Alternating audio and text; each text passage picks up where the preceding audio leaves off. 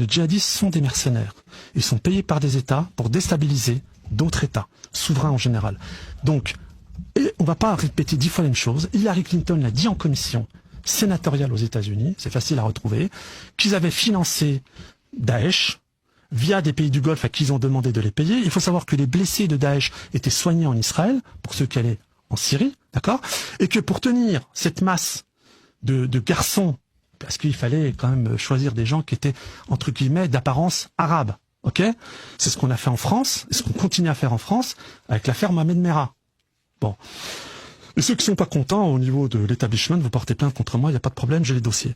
Donc ce qui est important de savoir, c'est que qu'est-ce qu'ils ont fait pour les tenir et les abrutir? Je peux te couper 2 secondes. Il y a un bouquin que je recommande, ça s'appelle Jihad Made in USA.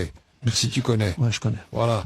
Donc c'est de Mohamed Hassan qui l'a écrit. C'est Michel Collomb qui l'a édité. Tout à fait. Et là, il explique tout ce que tu as dit sur et donc ceux qui tirent les ficelles. Et ce qui est très important par rapport à ce tirage de ficelles, parce qu'on les a en France et c'est le même scénario, comment on a fait pour les tenir? On a mis le Captagon.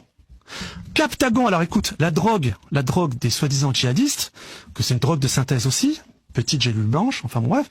Alors là où tu vas être mort de rire, c'est qu'un des plus gros chargements de Captagon qui s'apprêtait à partir en Turquie, on sait, porte d'entrée pour ceux qui veulent, à l'époque, déstabiliser la Syrie, le régime d'Assad, ce qui n'est plus le cas aujourd'hui, ça a été découvert en France, par les douanes françaises.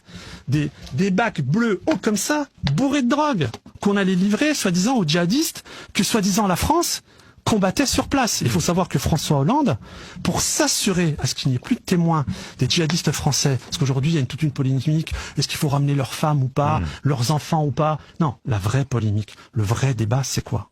C'est que ces gars, quand ils ont quitté le territoire français, ils l'ont fait avec l'accord de la DGSE. Bien sûr. DGSE qui est tenue aujourd'hui, comme l'avait rappelé notre cher et regretté ami, le général Delaware, par le Mossad.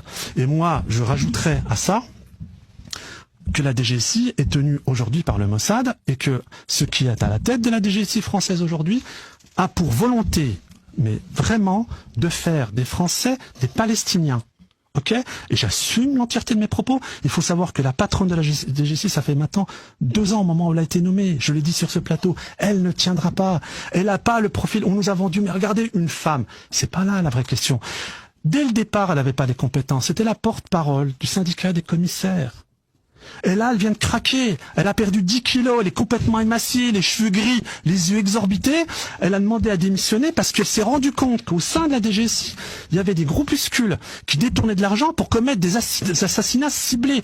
Contre qui? Des patriotes. Denessé, Marlex ont été tués avec cet argent-là. Il faut le savoir.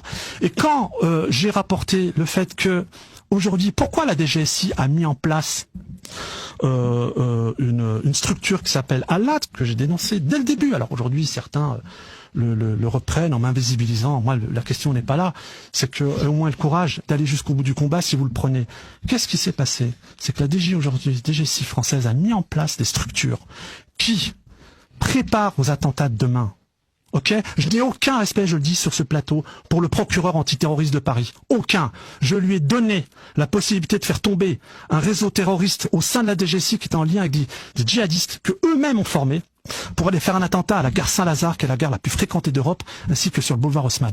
Pire, c'est que mon ex-compagne qui fait des partous avec eux l'a rapporté, et je l'ai rendu public dans un procès verbal. Il n'y avait pas une histoire à la préfecture police où il y avait une attaque au couteau dans un des... Tout à fait. Le principal responsable de la DGSI, qui était un mec extrêmement aguerri, qui était en train de monter un dossier suite à l'affaire Epstein.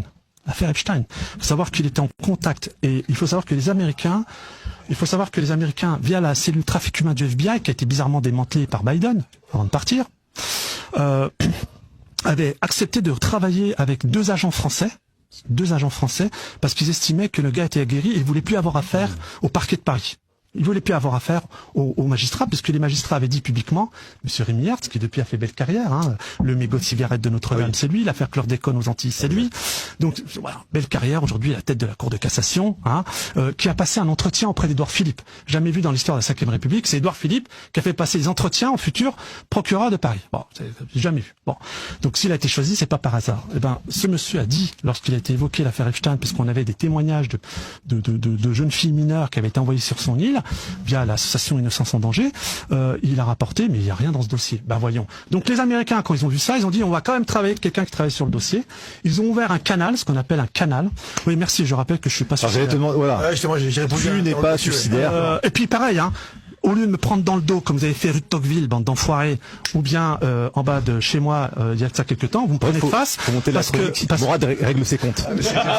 Bah d'ailleurs, tu remarqueras, je te ferai état, je te ferai savoir que quand même depuis la lettre de Retailleau, il y en a beaucoup qui ferment leur gueule et qui gèrent beaucoup moins, parce que c'est quand même le ministre de l'Intérieur qui reconnaît quand même les faits concernant mon affaire. Alors faut qu'on clôture vite parce qu'il y a la chronique de notre chef